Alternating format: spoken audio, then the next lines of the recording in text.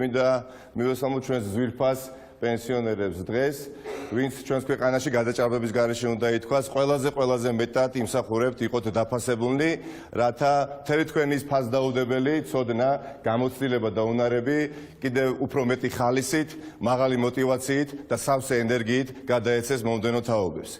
თუმცა ამავე დროს ძალიან დასანანია, რბილად ვთქვა დასანანია იცოდე რომ შენ სახელმწიფოში მაღალჩინოსნების ხელფასების ზრდის ფონზე, რომელსაც ალბათ თითოეული თქვენგანი ძალიან დიდი გულის პკივილით ადევნებთ თვალყურს, განსაკუთრებით უკანასკნელ პერიოდში სახელმწიფოსგან საკუთარი ბედის ანაბარად არის მიტოვებული პენსიონერი. ჩვენ ასევე სამწუხაროდ ძალიან კარგად ვიცით, რომ ფასების ლარის გაუფასურებისა და ფასების ზრდის გამო თქვენმა იმ ისედაც ძალიან მწირმა პენსიამ თავისი მსყიდველობით უნარიანობა დაკარგა და დღეს თქვენ იღებთ იმაზე ნაკლებ პენსიას, ვიდრე იღებდით 5 წლის წინ. მაგალითად 5 წლის წინ თუ კი თქვენი პენსია დოლარში გამოხატული შეადგენდა $90, 5 წლის თავზე დღეს ვიდრე ჩვენ საუბრობთ, პენსია თქვენი შეადგენს $60. ჩვენ ასევე ძალიან კარგად ვიცით, თუ კი ვინმეს ძალიან მტკივნეულად დაარტყა ფასების ზრდამ და ლარის გაუფასურებამ, ეს ხართ თქვენ, პენსიონერები. ვისი უდიდესი ნაწილი შემოსავლისა იხარჯება გაზრდილ კომუნალურ გადასახადებზე და გაზრდილ ფასებზე, რომ აღარაფერი ვთქვათ, გაზრდილ ფასებზე პროდუქტებს.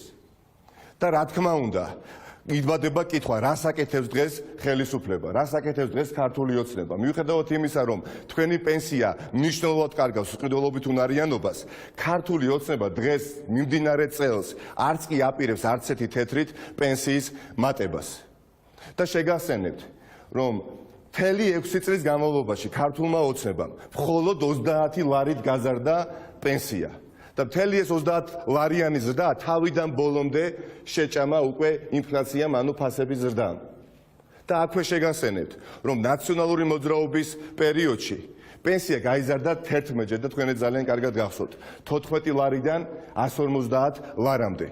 დღეს ჩვენთან ქვეყანაში ყოველი მეორე პენსიონერი წინსწრებით სარგებლობს პენსიით. გამოტანილი აქვს ბანკებიდან რამდენიმე წლის პენსია წინასწარ. და ყოველი მეორე პენსიონერი ჩვენს ქვეყანაში ცხოვრობს პენსიით აღებული საბანკო ვალით. და სწორედ ამიტომ მთელი ჩვენი პოლიტიკური გუნდის სახელით დღეს მე მინდა განვაცხადო, რომ ნაციონალური მოძრაობის ხელისუფლებაში მოსვლისთანავე პენსია გახდება 400 ლარი. დიახაც, პირველსავე წელს პენსია გახდება 300 ლარი, შემდეგ გახდება 400 ლარი. ეს შეეხება როგორც ასაკით პენსიონერებს, ასევე შეზღუდული შესაძლებლობის მქონე პირებს ბუნებრივია. და როგორ?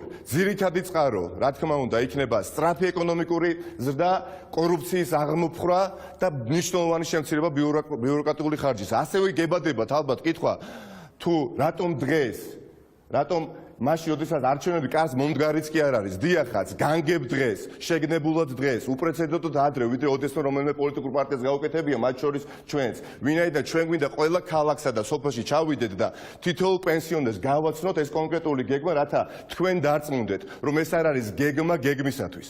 ჩვენ ეს გაგვიკეთებია 11-ჯერ და გავაკეთებთ კიდევ მრავალჯერ. ეს არის რეალისტური გეგმა, რომელიც თვეების განმავლობაში მუშავდებოდა ნაციონალური მოძრაობის ცენტრალურ ოფისში. ამიტომ მიმაჩნია, რომ ეს არის დღეს ის წინადადება, რომელიც უნდა გავაცნოთ 700.000 პენსიონერს.